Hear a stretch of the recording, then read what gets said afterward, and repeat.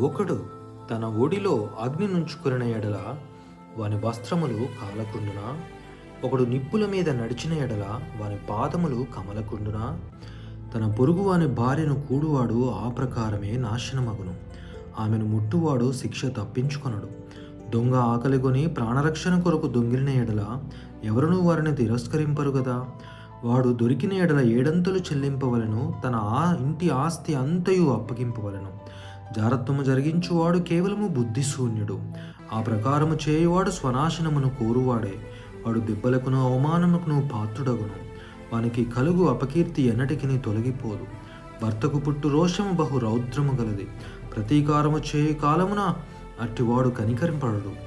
ప్రాయచిత్తమేమైనా నీవు చేసినా వాడు లక్ష్య పెట్టడు. ఎంత గొప్ప బహుమానములు నీవిచ్చినను వాడు ఒప్పుకొనడు.